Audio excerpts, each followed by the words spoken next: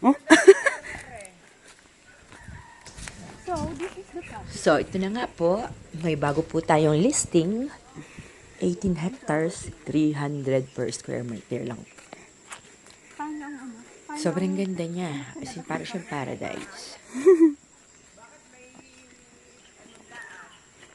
75% po nito halos ay niyugan.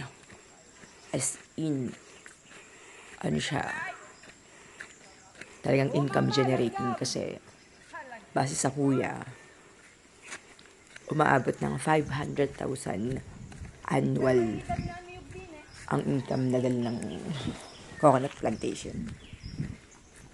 Gusto ko yung mga huni ng ibon. Looking po ako ng kakasama dito, habulan gahas.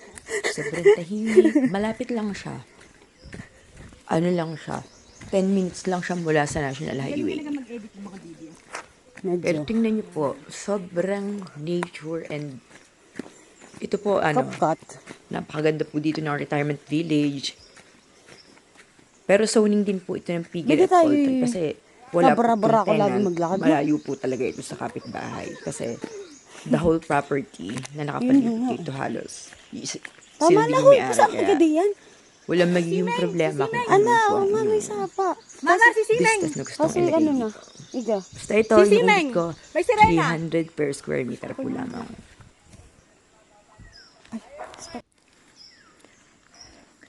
Look at that. If you are looking for a paradise Sobrang na-preserve ng na family. murang-mura lang, ito po.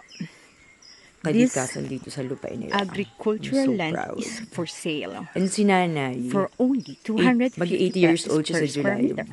Buhay pa siya. Ang wala lang Sobrang dito ganda is and tatay. napakalapit lang Siya yung niya. nauna. So, Malapit lang siya sa Laia. iisa ang kanyang extrajudicial. Ito pa, yung buong property, may daan na siya. As in, It's like nakapalibot. So At clean. dinadaan din siya ng mga taga-Libato, And it has creek on the Taganasi, property line. San Isidro, Mabunga, Pinagbayanan. Maraming Galing na galing access mamanguhan roads niya. na nakadikit Para wala sa lupang atin, ito. Kaya, nung panahon ni Mayor Malinis na mama. Rudy Manalo, nalagyan siya ng daan. So, malilibot mo talaga. Sinigurado ako na malilibot ko siya kasi sobrang ganda niya. And every Look at that. So clean. oh my God.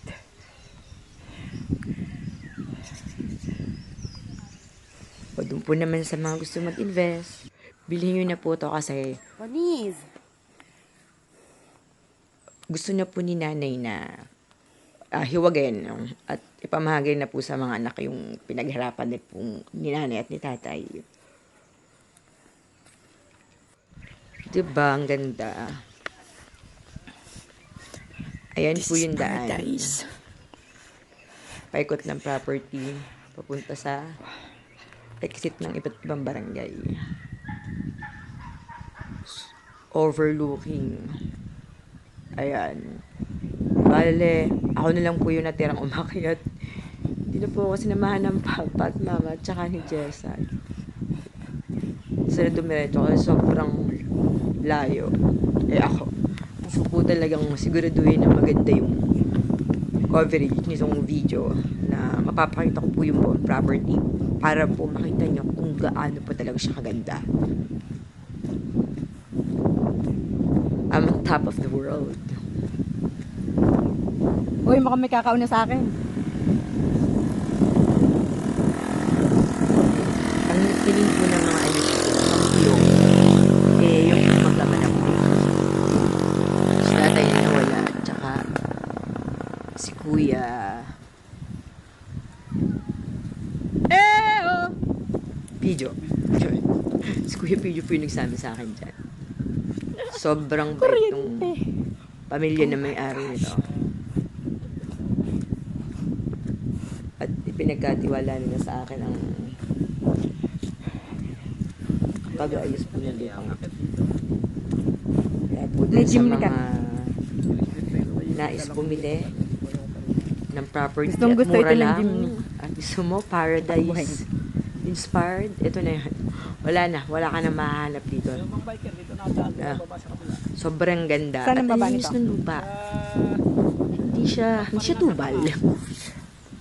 See? Kasi sobrang alaga po siya ng family.